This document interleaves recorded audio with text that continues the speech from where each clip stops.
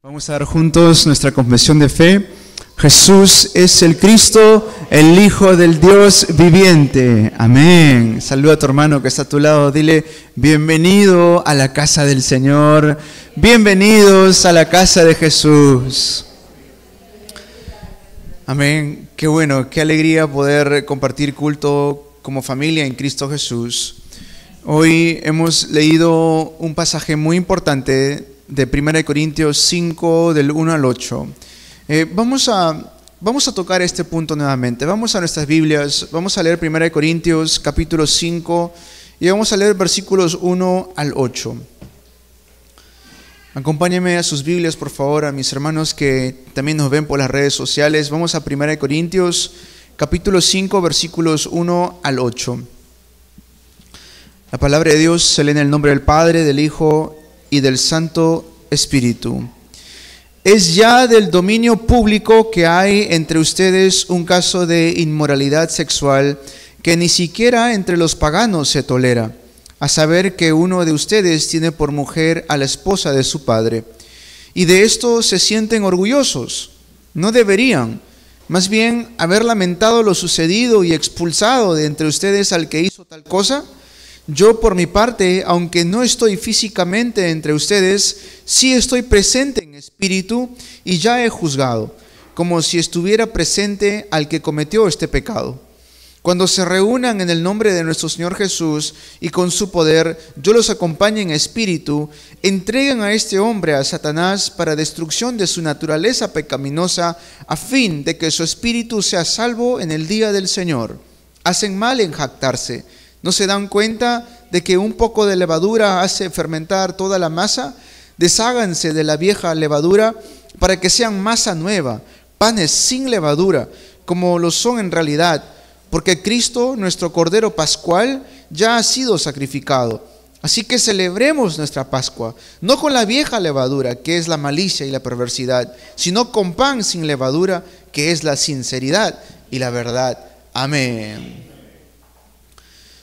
Hoy Dios nos quiere hablar de un punto muy importante y cómo es Dios tan perfecto en su gracia y en su gran misericordia, que vamos a tocar algo que está afectando nuestro país, está afectando mucho a nuestra Latinoamérica, afecta a muchas iglesias en todo el mundo en realidad, y es lo que está pasando a nivel mundial.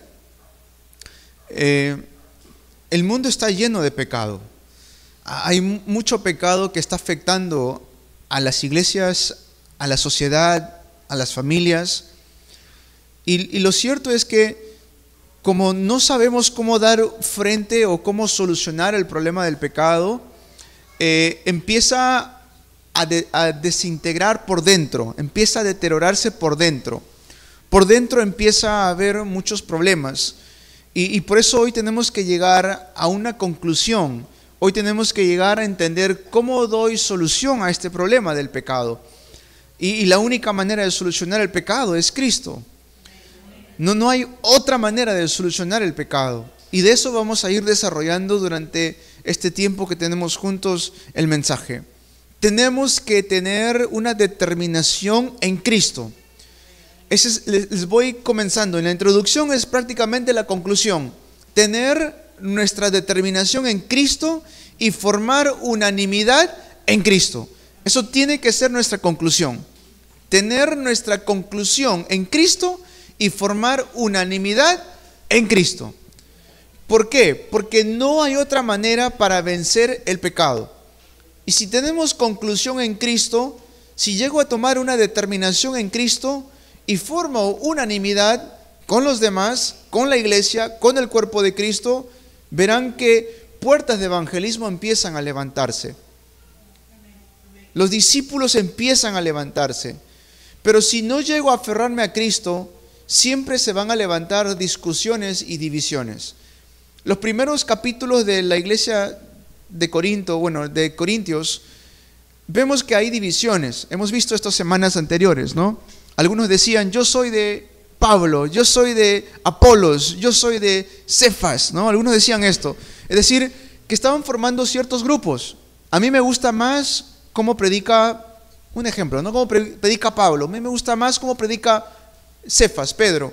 A mí me gusta más cómo predica Apolos. O me gusta cómo pastorea más Pablo. Me gusta cómo pastorea más Pedro o Apolos, etc. Tenían sus propios grupos. Ojo, no tiene nada de malo que tú te puedas llevar bien con tal persona. Eso no tiene nada de malo. El tema es que ya lo estaban creando una división dentro de la iglesia. A tal punto que podían decir, yo soy o este es mejor, ¿no? Este pastor es mucho mejor, o este discípulo es mucho mejor, o este siervo es mucho mejor, y lo que tú tienes o con quien tú estás es malo, es de lo peor. ¿Y esto qué causaba dentro de la iglesia? Divisiones. Y no solamente es división, sino que también causaba, obviamente, desánimo, ¿no?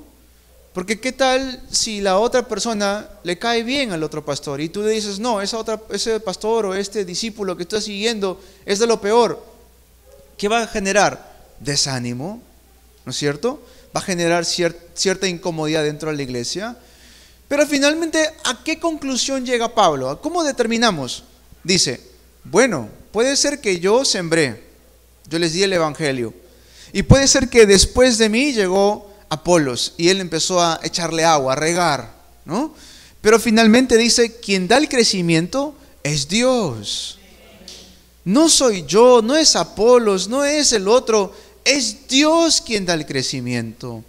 ¿Qué estaba diciendo allí Pablo? Estaba diciendo, pongan su enfoque en Cristo. Porque si se enfocan en Cristo, ¿qué pasa? Empezamos a crecer. Pero si pongo mi enfoque en la persona, no voy a poder crecer. Eso es lo que está pasando. Ahora llegamos al capítulo 5 y se levanta algo muy fuerte. Un pecado, dice, de inmoralidad sexual, ¿no? Es un punto muy fuerte, pero tenemos que tocarlo como iglesia. Sabemos que la Biblia no está solamente llena de historias bonitas, historias alegres. Hay puntos en los cuales la Biblia también nos va a confrontar a cada uno de nosotros. Y por eso es importante verlos. Si cometemos un error o nos equivocamos, ¿qué es lo que naturalmente tiene que venir? Un arrepentimiento. Amén. Si cometemos un error, nos equivocamos, y si somos hijos de Dios, naturalmente tiene que surgir un arrepentimiento. Pero muchas veces esto no sucede. Incluso dentro de la misma iglesia de Dios.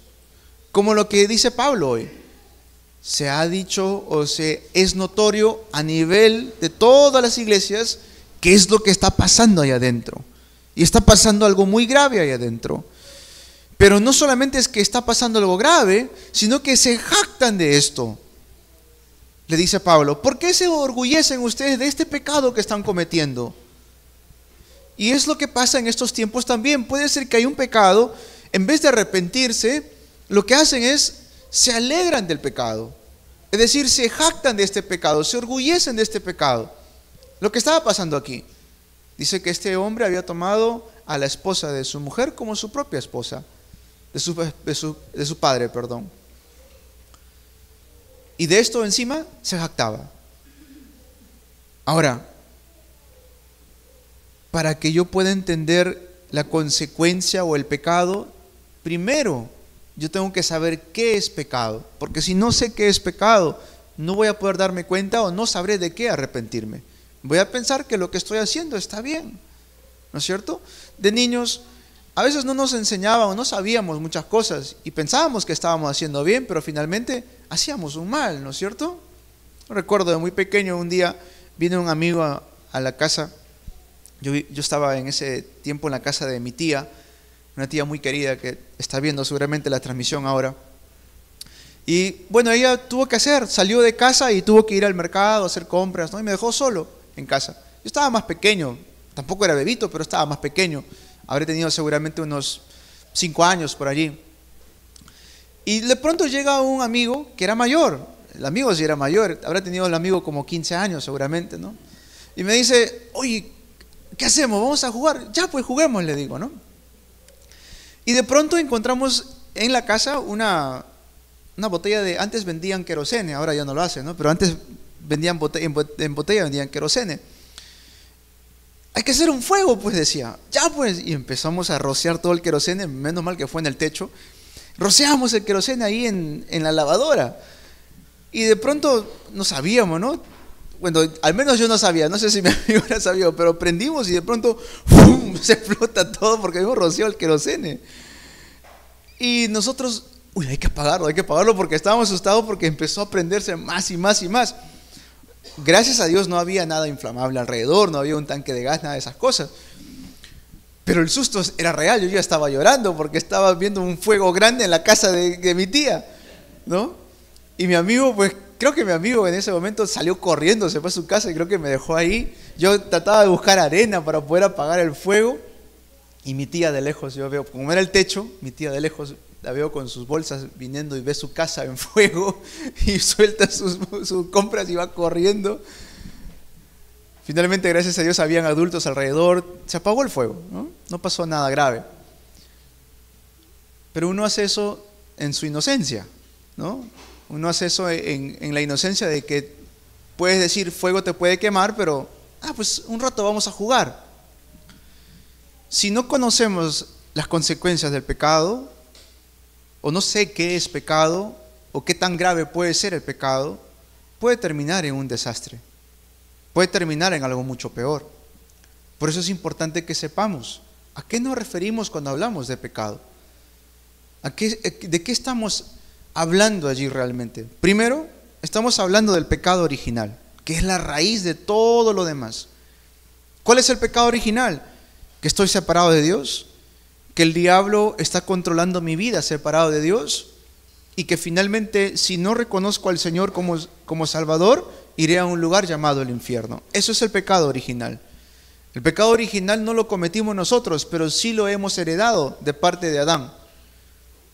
Cuando Adán desobedeció a Dios, tomando la palabra del diablo y desobedeciendo a Dios, y comió del fruto prohibido, del conocimiento del bien y del mal, caímos en un estado de separación con Dios. ¿Por qué? Porque Dios es santo, santo, santo. Dios no habita con pecado.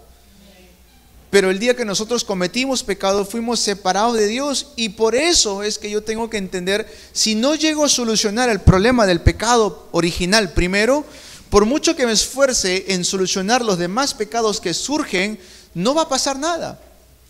Les digo siempre este ejemplo: si tuviera un árbol de manzanas y digo, ya no quiero tener un árbol de manzanas, ¿qué debería hacer? ¿Quitar todas las manzanas? No. ¿Por qué? Porque la siguiente temporada otra vez van a volver a salir manzanas. Si ya no quiero tener manzanas, ¿qué tengo que hacer? Cortar de raíz el árbol, ¿no es cierto? Arrancar por completo ese árbol. Entonces ya no tendré más frutos de manzana. Bueno, si hay muchos pecados que están alrededor de mi vida, en la cual constantemente estoy cayendo, y entonces soluciono uno, y bien, estoy tranquilo un mes, un año, 2 años, pero luego otro pecado surge, y luego otro y otro. ¿Es por qué? Porque no he solucionado todavía el pecado de raíz, que es el pecado original. De eso hablamos siempre en la iglesia. Y yo tengo que entender por qué es importante que se dé solución a este pecado original.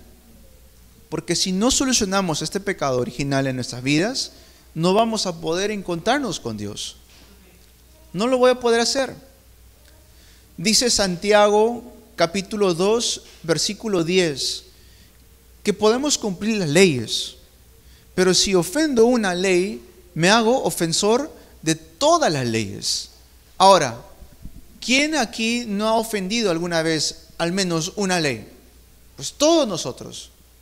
¿Alguna vez han mentido? Sí. ¿Alguna vez han tomado algo que no les pertenecía? Sí. ¿Alguna vez se han molestado tanto que han sentido odio por otras personas? Claro que sí. Todos en algún momento hemos ofendido la ley. ¿Eso qué quiere decir? Que ninguno de nosotros es capaz de cumplir todas las leyes. ¿Saben por qué? Porque la ley no está puesta allí para que nosotros seamos solamente cumplidores de esta ley. La ley está puesta para que podamos darnos cuenta que somos pecadores. Romanos 3:23. Por cuanto todos pecaron, están destituidos de la gloria de Dios. Romanos 3:10. No hay justo ni aún uno. La ley está puesta para que nosotros podamos darnos cuenta que somos pecadores. Sin embargo, la ley también tiene una función. La primera función es que es como un espejo. ¿Cómo me doy cuenta que tengo una mancha en mi cara? Con mis propios ojos no nos podemos ver la cara. ¿Qué tengo que hacer? Ir a un espejo. Y si veo un espejo me doy cuenta, me he manchado aquí, ¿no? De repente las mujeres cuando se maquillan, ¿se podría maquillar sin espejo? Difícil, ¿no? Tienen que ver dónde se delinean el ojo, dónde se maquillan, ponen maquillaje. Porque con sus propios ojos no lo podrían hacer. De tal manera, la ley es un espejo que nos hace darnos cuenta dónde es que estamos sucios, que somos pecadores. Ahora, la ley no nos da solución al problema del pecado. Cumpliendo todas las leyes no solucionaríamos el problema del pecado. ¿Por qué?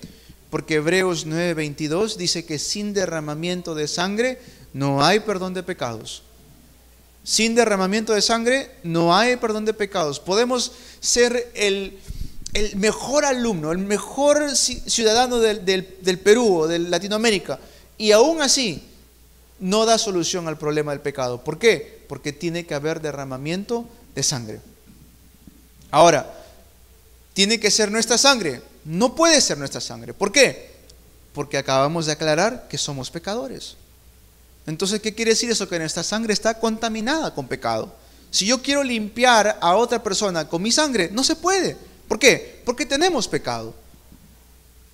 ¿Me están entendiendo? Por eso es tan importante que sea solamente la sangre limpia, pura, sin mancha, sin pecado, y la única sangre pura, limpia, sin mancha, sin pecado, es la sangre de Jesús. La sangre de Jesús nos limpia de todas nuestras maldades. La sangre de Cristo Jesús que derramó en la cruz nos ha librado del pecado original.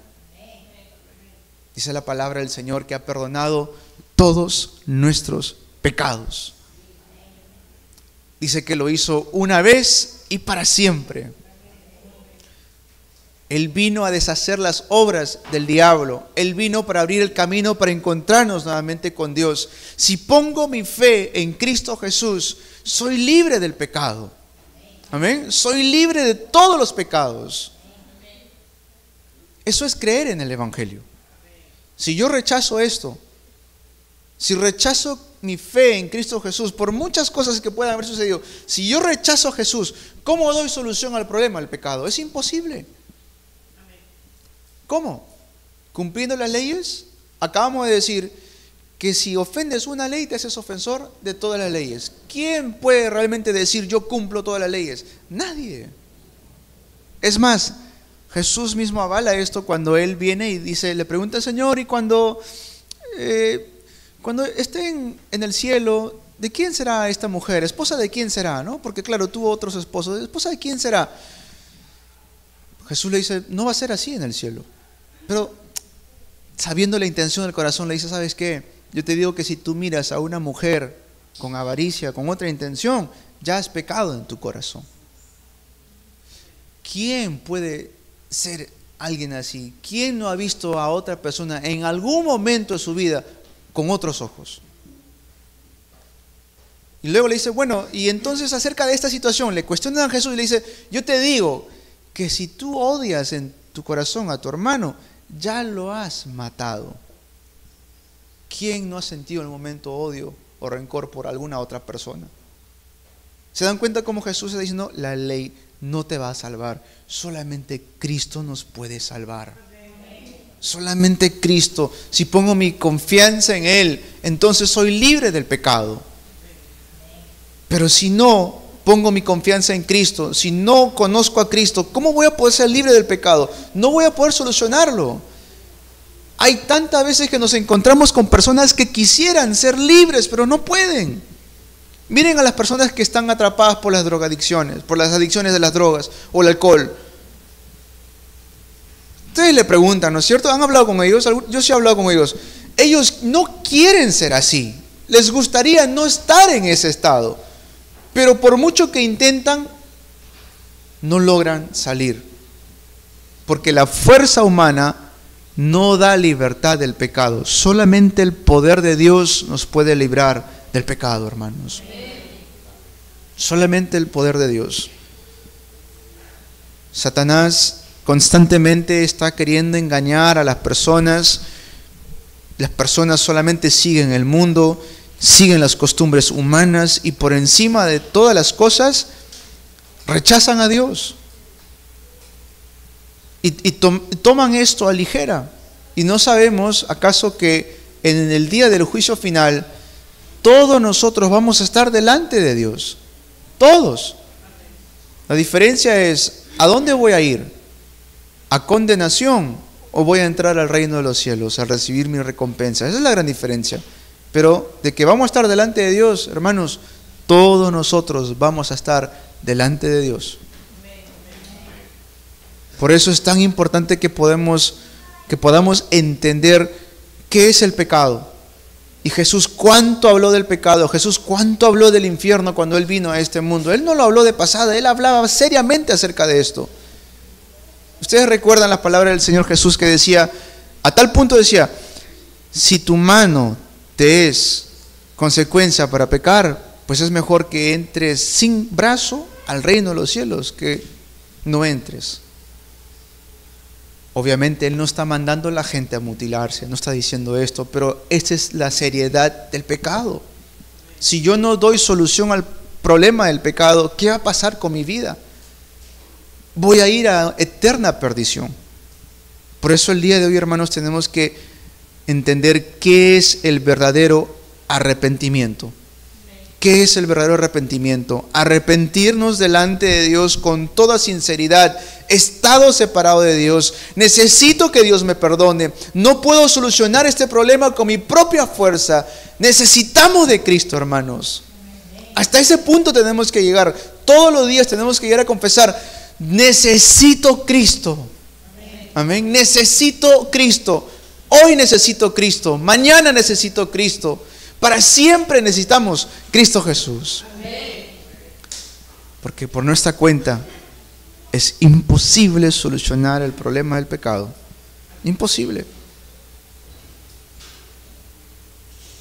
Hermanos, Dios es grande en su misericordia. Y a veces ven al Señor, a nuestro Dios, como alguien que, bueno, a la primera te echan. No es así Dios. Dios es muy grande en su misericordia. Muy grande. Nos da muchas oportunidades. Muchas oportunidades para que regresemos a Él. Ustedes miren este ejemplo. Hablábamos de esto esta semana en un aposento alto, pero la Biblia dice que el Señor les envía un espíritu engañoso para que crean la mentira. Y a veces cuando leen eso uno dice, pero qué malo es Dios, ¿no? Qué malo es Dios, ¿por qué le envía un espíritu de engaño para que crean toda mentira? Les voy a dar este ejemplo. Cuando Dios le dice a Moisés, Moisés, saca a mi pueblo de Egipto, pero antes que hagas eso, anda a Faraón y dile qué es lo que vas a hacer.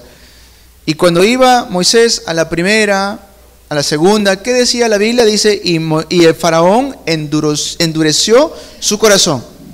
Vino la plaga, la primera, la segunda, la tercera, la cuarta, quinta, sexta, séptima, octava, novena. ¿Y cómo estaba el corazón de Faraón? Endurecido. Él mismo había endurecido su corazón. ¿No? Pero cuando viene la 10ª plaga, la última plaga, donde se iba a aplicar ya la sangre del Cordero de Cristo Jesús, cuando viene ese momento de aplicar la sangre del Cordero, dice, y Jehová endureció el corazón de Faraón. ¿Le dio oportunidad o no le dio oportunidad? 1, 2, 3, 4, 5, 6, 7, 8, 9 plagas para mostrar el gran poder y para que él se pueda arrepentir y pueda reconocer que solamente Dios es el Dios viviente. No lo hizo. El día de hoy hay tantas personas que constantemente rechazan a Dios, y Dios es tan grande en su misericordia que todavía les deja respirar, que todavía les deja ser alimentados, todavía tienen comida. Y esto lo vemos en el día de hoy, en el capítulo 5, hermanos. Si ustedes puedan, por favor, lean todo ese capítulo 5 y el capítulo 4 vuelvan a leerlo también. Y hay una parte donde Pablo dice, nosotros somos los que estamos siendo desfilados delante de Dios. Ustedes son los inteligentes, nosotros somos los ignorantes. ustedes son los débiles, ustedes son los fuertes, perdón, nosotros somos los débiles, decía Pablo. Y surgió la pregunta, ¿recuerdan? Ayer, mientras hacíamos aposento alto, surgió una pregunta y decían, ¿a qué se refiere esto? Pablo está diciendo, ustedes no tienen por qué estar así. Si alguien tuviera que quejarse, eran los apóstoles. A ellos los apedreaban, a ellos los metían en cárcel, a ellos les quitaban sus cosas, a ellos les quitaban su libertad, a ellos lo amenazaban de muerte. A los apóstoles decían todo eso. Si alguien tenía razón de quejarse, ¿eran quiénes? Los apóstoles. Pero Pablo le dice ahí a los corintios, ustedes no tienen por qué quejarse, ustedes lo tienen todo. ¿Por qué? Es que muchas veces somos engañados por las cosas materiales de este mundo, por cosas ni siquiera tan grandes. Somos engañados. Hoy tenemos que llegar a un verdadero arrepentimiento, amados hermanos. Amén. Somos iglesia. No podemos andar jactándonos de las cosas malas que hacemos. No, tenemos que votar todo eso en el nombre de Jesús. Celebremos a Cristo, nuestro Cordero Pascual, dice, pero no con las cosas de antes, sino con una nueva levadura. Amén. Celebremos a Cristo, amén, pero no con las cosas de antes, sino con una nueva levadura. En un lugar como Corinto, se aferraron al poder de la palabra.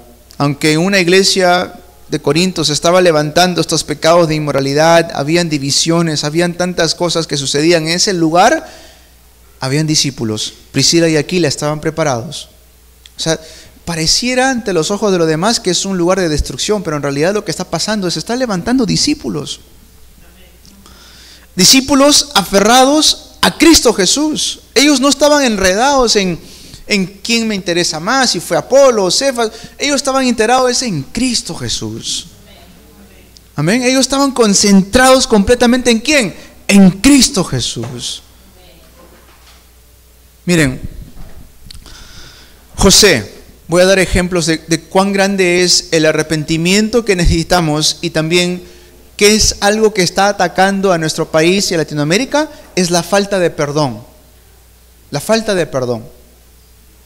Hace poco veía, de vez en cuando me pongo a ver ahí las noticias o los programas, decía un reportero, decía, ¿sabes qué? Yo tengo guardado un rencor en mi corazón que nunca voy a perdonar a tal persona. Y por mí que esta persona se muera y se pudra en la cárcel, decía. O sea, palabra muy fuerte, ¿no? O sea, y él decía, no me vas a cambiar, le decía por si acaso. Pero luego al final del programa, ¿sabes lo que aceptó este reportero? Dijo, no me gusta ser así. Porque esto es lo que está pasando a nivel nacional. Dijo, vienen elecciones. Muchos peruanos van a elegir al candidato opuesto, no porque sea el mejor candidato, sino porque le tienen odio al contrario. No porque sea el mejor candidato, sino porque tienen odio al otro candidato. ¿Qué nos quiere decir esto? Que hace falta perdón en nuestro país.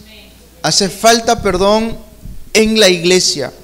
Miren, cuando José se levanta como gobernador, teniendo la posición de gobernador, él pudo haber llamado a Potifar y él pudo haber llamado a su esposa, que lo acusó falsamente a José, e incluso por la culpa de la esposa, él estuvo preso.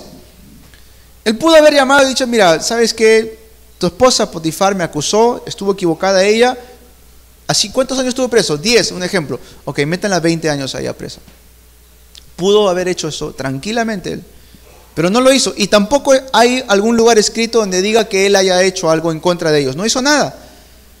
¿Qué poder poseía allí José? José poseía el poder del evangelio, que es el poder del perdón. El poder del perdón. Hermanos, ¿les está hablando hoy la palabra de Dios a sus corazones? Sus hermanos que quisieron matar a José, que lo aborrecieron, cuando José se levanta como gobernador y se presenta a sus hermanos, José no les reclama nada de lo que habían hecho. Simplemente le dice en el versículo 5:45, le dice, para preservación de vida, Dios me envió delante de ustedes. Y encima le dice, no os pese vuestro corazón de haberme vendido. No se sienta mal por lo que ustedes hicieron. El poder del perdón del Evangelio. Y luego, escuchen bien aquí, hermanos, en el capítulo 50 de Génesis, ya Jacob, su padre, estaba por morir, ¿sí? Entonces sus hermanos dijeron esto, de repente José no nos ha matado todavía por amor al Padre, por amor a nuestro Padre. Pero ahora que el Padre va a fallecer, ahora que Jacob, nuestro Padre, va a fallecer, de repente José va a agarrar y se va a querer desquitar con nosotros y con nuestros hijos. Hay que decirle que papá Jacob ha dicho, no vayas a hacerle daño a tus hermanos. Y entonces van y le dicen esto, cosa que Jacob no había dicho, pero le dicen esto para que no vayan a sentir venganza o lo que sea en contra de sus hermanos. Entonces le dicen, José, por si acaso, papá Jacob ha dicho que tú no nos hagas nada malo a nosotros. En ese momento que pasa, dice que José rompe en llanto y empieza a llorar y es a llorar y llorar. Y los hermanos se asustan obviamente y dijeron, aquí ya la malogramos. Y lo que hacen es se rinden ante José, se apostran ante él, le dicen, acá estamos, somos tus esclavos. Y José dice, no tengan miedo, se levanta y le dice, versículo 19, no tengan miedo, les contestó José, ¿puedo acaso tomar el lugar de Dios? ¿Puedo tomar acaso el lugar de Dios? Es verdad que ustedes pensaron hacerme mal, pero Dios transformó ese mal en bien para lograr lo que hoy estamos viviendo, salvar la vida de mucha gente. Así que no tengan miedo, yo cuidaré de ustedes y de sus hijos. El poder del perdón del Evangelio. Cuando se levantan personas así, es que realmente van a poder transformar el mundo. Hermanos, vivimos en Latinoamérica, cuántas heridas no ha hecho nuestra propia sociedad. Con la corrupción, con la delincuencia, con las cosas que vemos en el día a día. El latinoamericano, de verdad que hay muchas cosas que se han grabado allí. Pero una de las cosas que no debemos guardar ahí es rencor por los demás. Y tenemos que empezar a tomar la palabra de Dios y realmente perdonar. De ese modo José consoló, pues les habló al corazón, dice la Biblia. Les habló al corazón de ellos, a sus propios hermanos.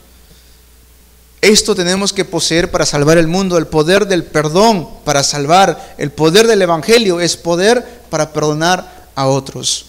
Amén. Los que poseen el poder del perdón del Evangelio cambian una generación entera. Miren a Filemón. Miren, en la Biblia está, el libro de Filemón. Filemón recibe a Onésimo. ¿Quién era Onésimo? Onésimo era alguien que antes trabajaba en la casa de Filemón. ¿Pero qué hace? Le roba.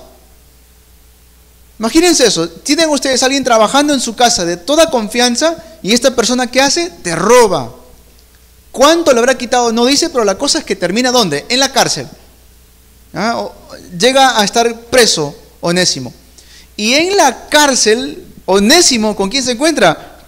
Con Pablo. Grande es la gracia de Dios. Con Pablo se encuentra en la cárcel. Y Pablo le transmite el Evangelio y Pablo le dice, Onésimo, tú no es que vas a ir a otro lugar, tú vas a regresar a la casa de Filemón. Yo me imagino con qué... ¿Cómo no? Pero Pablo, le he robado. ¿Cómo voy a regresar a la casa de aquel que le hice daño, le hice mal? No te preocupes, yo voy a escribir una carta por ti. Esa es la carta de Filemón. Y cuando Pablo le escribe a Filemón, le dice, mira, todo lo que él te robó, ponlo en mi cuenta. Mira, si yo quisiera como apóstol, te mando esto, pero no lo voy a hacer. Simplemente, si algo te debe, ponlo en mi cuenta, recíbelo. Cuán grande ese corazón de Filemón para recibir aquel que lo traicionó, aquel que le robó. Pero la Biblia, tan grande es Dios en su misericordia, que la Biblia dice que luego Onésimo se convierte en un pastor de Colosa. Se vuelve allí un obispo de toda la región. ¿Y quién habrá estado ahí como su anciano, su colaborador? Filemón. Grande es el poder del Evangelio, hermanos. Filemón tenía este poder del Evangelio. Ese tipo de iglesia tenemos que ser nosotros, donde incluso el peor puede venir aquí a recibir perdón de pecados y puede ser restaurado y levantado como un siervo de Dios. Amén. No podemos ser como los judíos o los fariseos en aquel entonces, que rechazaban cualquier cosa. Por el mínimo detalle lo rechazaban. Por el mínimo detalle lo rechazaban. Y si ustedes siguen leyendo esto, veremos la otra semana, pero hay una parte donde Pablo le dice: debería darles vergüenza que ustedes no pueden solucionar los problemas entre ustedes y tienen que ir todavía afuera. ¿Cómo es eso que se están demandando entre hermanos, entre ustedes? Que están presentando denuncias entre ustedes. Debería darle vergüenza eso, le dice ahí Pablo. Y si tienen que perder, pues pierdan. Pablo les habla fuerte ahí a la iglesia de Corinto. Pero todo es ¿para qué? Para mostrar el poder del Evangelio. Si yo no creo en el poder del Evangelio, no hace falta tomar esas palabras. No hace falta. Los que poseen el poder del perdón del Evangelio cambian la época. Miren a Moisés. Ay, Moisés va, toma el orden, el mandato de Dios de sacar a todo el pueblo de Israel fuera de Egipto. ¿Ah? ¿Cosa fácil? No, no es cosa fácil. Se sabe que Moisés al inicio él no quería hacerlo. Dice: yo no, por favor, manda a Aarón, él lo va a hacer mejor que yo. Claro, es una tarea muy grande. Pero dentro de todo esto, dentro de lo que Moisés está haciendo, el ministerio, llega a sacar a todo el pueblo. Saca al pueblo, viendo las maravillas que Dios parte el mar rojo en dos, viendo las maravillas que el Señor los cubre con un pilar de nube y un pilar de fuego para abrigarlos y para cubrirlos del sol en el desierto, viendo todas estas maravillas, que sale agua de una piedra, de una roca, empieza a salir agua de allí, viendo todas estas maravillas, ¿en contra de quién es que se iban? En contra de Moisés. ¿Y quién te ha nombrado a ti líder? ¿Ah? ¿Quién dice que tú lo haces mejor que yo? Ya, se fue Moisés, ya, hagamos un becerro de oro. No viene Moisés, más todavía. ¿Cuánto le han querido acusar a Moisés? ¿Cuánto le acusaban? ¿Cuánto le querían a él tumbar? ¿Y Moisés qué es lo que hacía? Oraba constantemente por ellos. No solamente oraba, hermanos, escuchen bien esto. A tal punto oraba que decía: Señor, no les hagas daño, por favor. No le hagas nada de mal, por favor, Señor. Si es posible, quita mi nombre del libro de la vida para que el nombre de ellos todavía quede allí plasmado.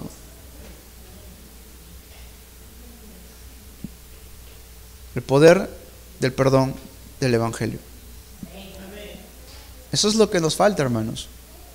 Hay que reconocerlo. Uno dice: no, yo sí perdono. ¿Qué es el verdadero perdón? No es decir simplemente ya le tocará, ya verá, sino realmente en el Evangelio perdonar. Amén. En el Evangelio sanar. Eliseo, les estoy dando ejemplos, hermanos, para que ustedes vean que esto no es algo que solamente se tocó ligera, no, esto es algo que ha habido a lo largo de toda la Biblia. Eliseo, se levanta un ejército arameo en busca de Eliseo. Lo buscaban y lo buscaban, ¿para qué? ¿Para darle un regalo? No, lo buscaban para matar a Eliseo. Lo buscaban para matarlo. Y finalmente Eliseo, se pone ante los manos del Señor, y el Señor, ¿qué hace? ¡Pum! Le da ceguera a todos los soldados, ciegos, todititos. Estaban yendo, no sabían dónde iban. ¿A dónde llegan? A las manos de Eliseo. Y Eliseo no es que estaba solo, estaba el rey allí. Y el rey no estaba solo, el rey estaba con todo su ejército. Un ejército entero ciego. ¿De qué sirve un ejército ciego? No sirve de nada, no pueden pelear con nada. Con el aire no pueden pelear. Y en ese momento, ahí el rey le dice a Eliseo, le dice: padre, ¿qué hacemos? ¿Lo matamos? No lo mates. ¿Qué hacemos entonces? Dales agua, dales pan y regrésalo a sus casas. Pablo, hermanos, Pablo lo apedraron tanto, le metieron tantas piedras que prácticamente queda muerto Pablo. ¿Qué hace Pablo al día siguiente? Se despierta, a ver, se sacude, a ver, está. Seguimos predicando el evangelio acá. Y no solamente predica, sana a las personas en ese lugar. Empieza a sanar a los que estaban allí en ese lugar, que quisieron apedrearlo, que quisieron matarlo. Pablo va y los empieza a sanar. Hermanos, Esteban antes que muera. Mira, Esteban, ¿qué malo hizo Esteban? A ver, ¿qué malo hizo Esteban? No hizo mal. Simplemente estaba predicando que Jesús es el Cristo, el Hijo del Dios viviente. Predicando que Jesús es el Cristo. Y en predicar que Jesús es el Cristo, los otros, como que había en su corazón rencor, odio. ¿Qué dijeron? Supuestamente para la gloria de Dios, ¿qué dijeron? Vamos a apedrearlo. Y antes de que Esteban muera, ¿qué es lo que Esteban dice? Mira a los cielos y le dice: Señor, perdónalos porque no saben lo que hacen.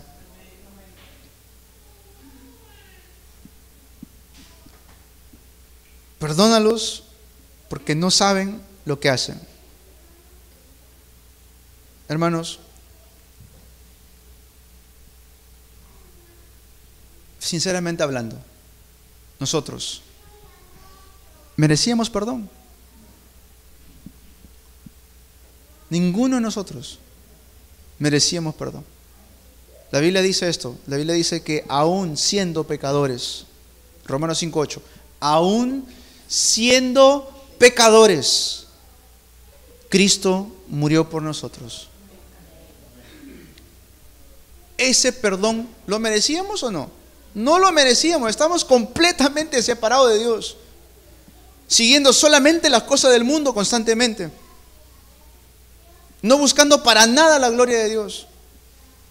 Y aún así, Dios en su gran amor nos salvó, nos rescató. Tenemos que realmente orar por nuestro país. Oremos por Latinoamérica. Hay muchas heridas y no hay perdón. Finalmente esto va a traer una época de desastres. Tenemos que empezar a levantar el poder del evangelio. ¿Por qué? Porque si no hay perdón, ¿qué es lo que va a abundar? Si no hay perdón es porque hay rencor, es porque hay odio. Hay que reconocerlo, hay odio todavía y porque no hay perdón. Y si hay rencor, hay sentimiento de venganza. Hay sentimiento de venganza, sea una venganza directa o una venganza indirecta, pero hay ese sentimiento de que sucede algún tipo de venganza, ¿no es cierto? Y ya no es por querer que podemos progresar, sino simplemente es porque le vaya mal a otra persona.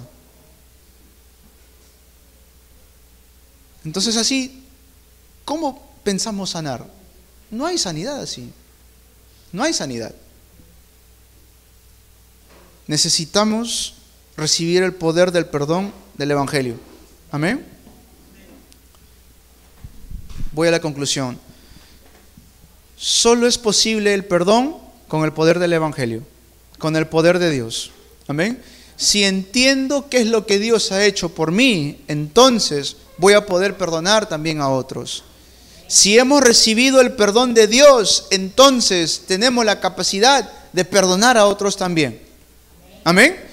Si nos hemos realmente arrepentido, entonces hemos recibido el perdón, pero ahora tenemos que también perdonar a otros.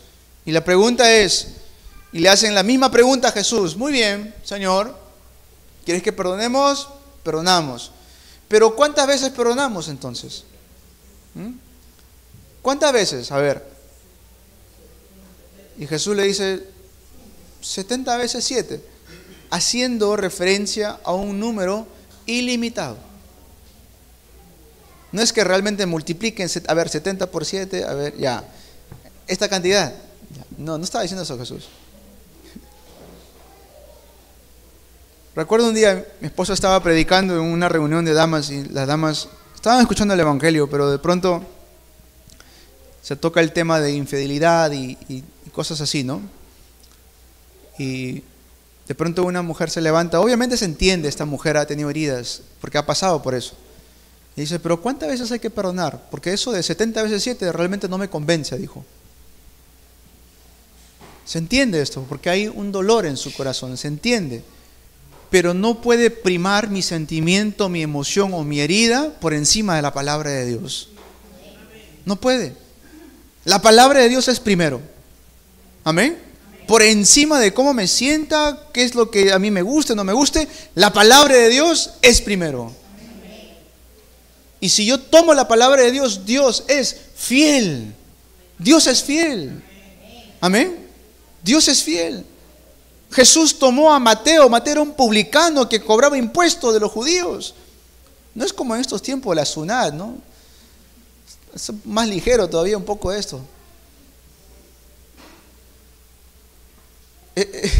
Él le cobraba impuestos a su mismo pueblo, y no eran impuestos ligeros, eran impuestos fuertes. Y si no pagaban, ¿qué hacían? Le quitaban sus barcos, le quitaban su casa, y si no podían hacer eso, los metían presos. Eso hacía Mateo.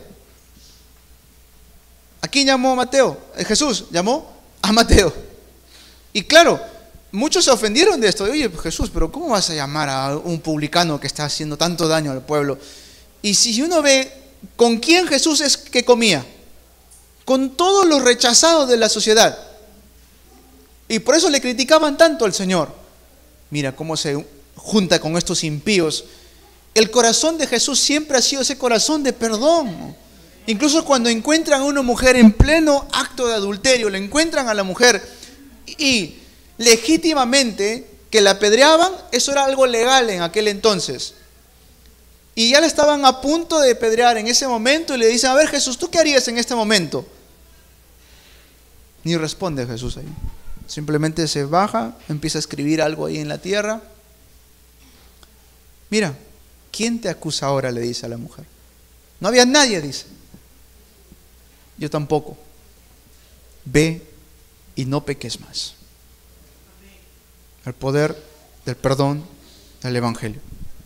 Amén. Hermanos, si todo lo que le he dicho hasta ahora todavía sienten lucha en su corazón, sentimos lucha en nuestro corazón, les voy a decir las mismas palabras de Jesús. Mateo 6, 14 y 15 dice, porque si perdonan a otros sus ofensas, también los perdonará a ustedes su Padre Celestial. Pero si no perdonan a otros sus ofensas, tampoco su Padre perdonará a ustedes las suyas. Es el mandato de Dios. Muy por encima de cómo nos podamos sentir, muy por encima de cómo podamos nosotros estar. Hermanos, es lo que Dios nos manda a hacer. ¿Para qué? Para nuestro bien.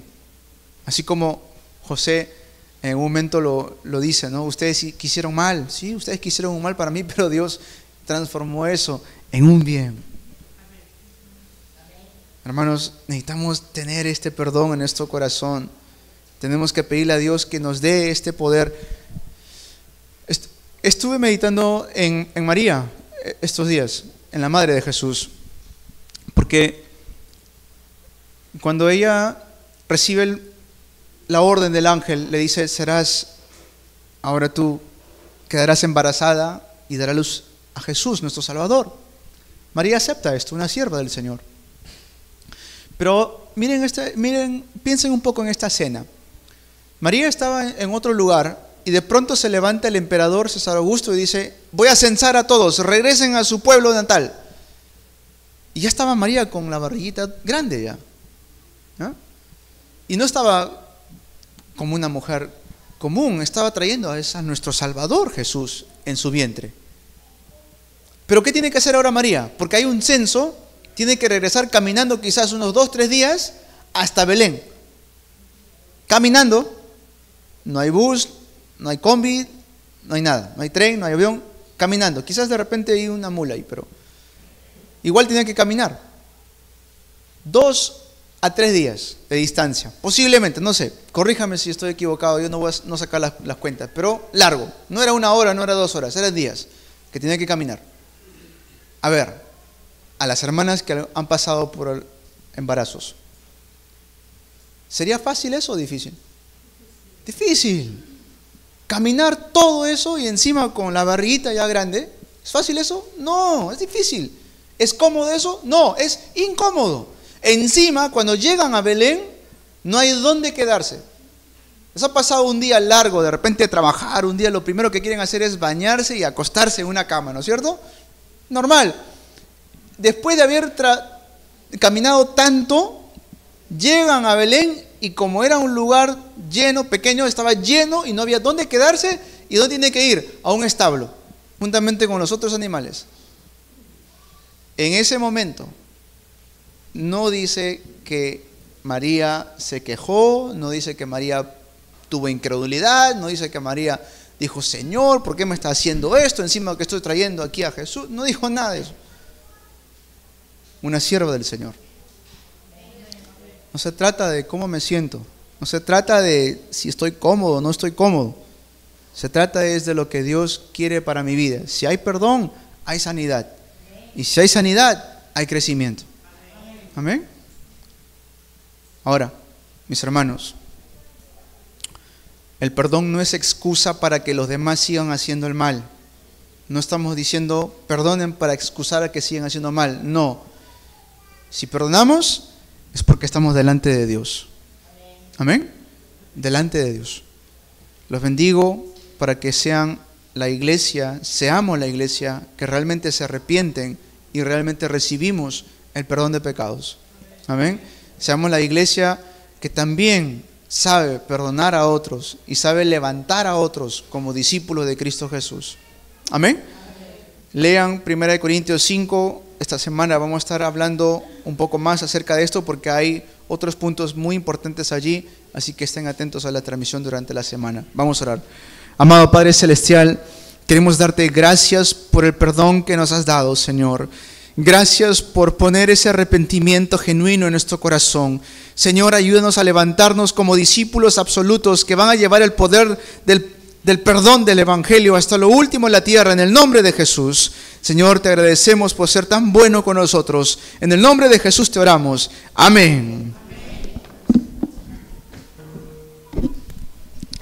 Nos ponemos de pie para orar por las ofrendas y recibir la bendición final.